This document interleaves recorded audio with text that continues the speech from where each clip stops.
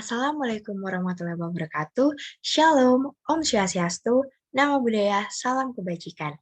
Perkenalkan, saya Alilia Marianugrah Kristi dengan NIM 204594482 PN 16676 ingin mempresentasikan ujian akhir semester Statistika Pertanian kelas D.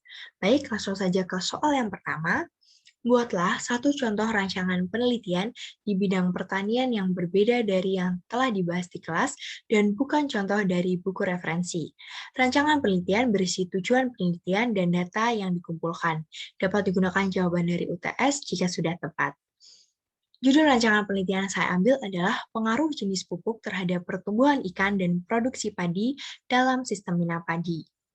Tujuannya ada dua, yaitu yang pertama, mengetahui pengaruh jenis pupuk terhadap pertumbuhan ikan, dan yang kedua, mengetahui pengaruh jenis pupuk terhadap produksi padi. Data-data yang diperlukan yang pertama, tinggi padi pada setiap minggunya, yang kedua, panjang akar padi pada setiap minggunya, yang ketiga, tinggi ikan pada setiap minggunya, dan yang keempat, bobot ikan pada setiap minggunya. Pertanyaan selanjutnya, jelaskan konsep margin of error dan apakah arti alfa sama dengan 5%.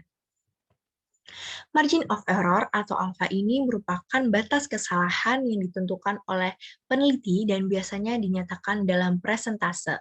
Apabila nilai margin of error ini tinggi, maka suatu sampel semakin jauh untuk dapat mewakili populasinya.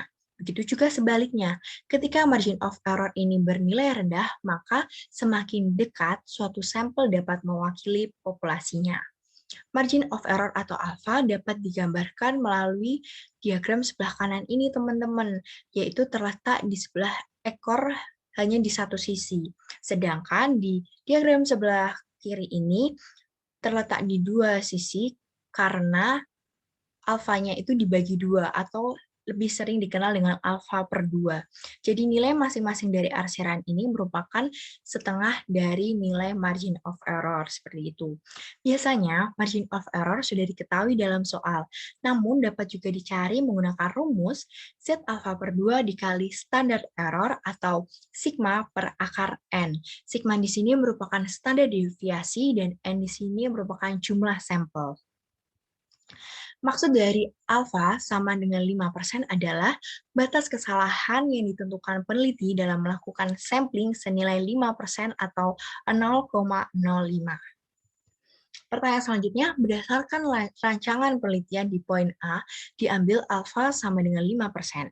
Jika tidak diketahui jumlah anggota populasi, tentukan jumlah sampel yang diperlukan.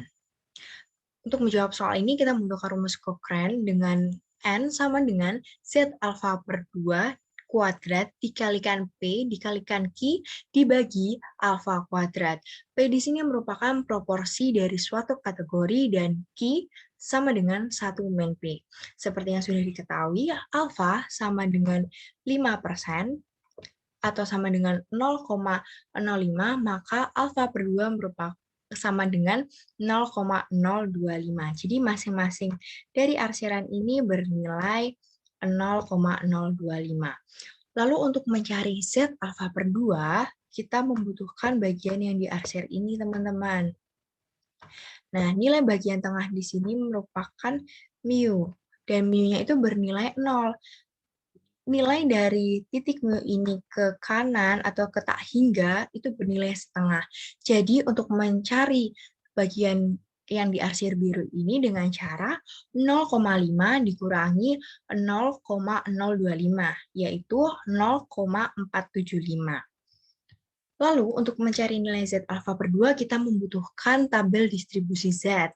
Kita cari dulu nilainya 0,475 ada di sini. Berarti dia 1,9 ditambah 0,06. Jadi nilai Z alfa per 2-nya adalah 1,96. Lalu nilai P-nya di sini adalah bernilai 50% atau 0,5. Mengapa 50%? Karena dalam soal tadi tidak diketahui populasinya. Seperti yang sudah dibahas di teori pembelajaran bahwa ketika tidak diketahui populasinya maka itu bernilai 50%. Dengan begitu, Q-nya sama dengan 0,5 juga. Langsung aja kita masukin ke rumusnya. 1,96 kuadrat dikalikan 0,5 dikalikan 0,5 dibagi 0,05 kuadrat sama dengan 384,16. Lalu kita bulatkan ke atas menjadi 385. Mengapa kita harus membulatkannya ke atas? Karena ketika kita bulatkan ke bawah, itu maka akan mempengaruhi nilai sampel gitu, nilai dari 0,16-nya ini teman-teman. Dan nilai sampel itu tidak bisa bernilai desimal, karena tidak ada sampel yang abstrak ya teman-teman, jadi harus dibulatkan ke atas. Oke, lanjut kita ke soal selanjutnya. Berdasarkan rancangan penelitian di poin A, diambil alfa sama dengan 5%. Jika diketahui jumlah anggota dari populasi adalah 1.000, tentukan jumlah sampel yang diperlukan. Untuk menjawab soal ini kita membutuhkan rumus Lovin. Rumus Lovin adalah N sama dengan N besar dibagi 1 ditambah N besar dikalikan alfa kuadrat. Kenapa kita pakai rumus Lovin? Karena rumus Lovin ini digunakan untuk mencari jumlah sampel jika diketahui jumlah anggota populasinya.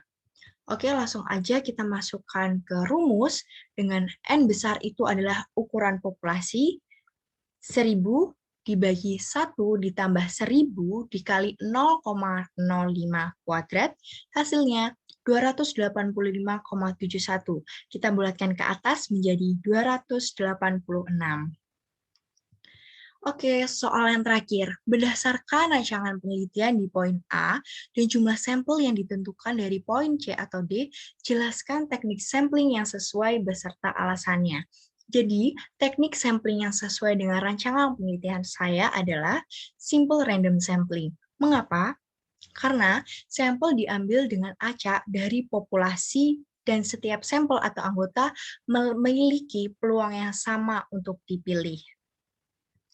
Sekian dari saya, mohon maaf apabila ada salah kata. Terima kasih.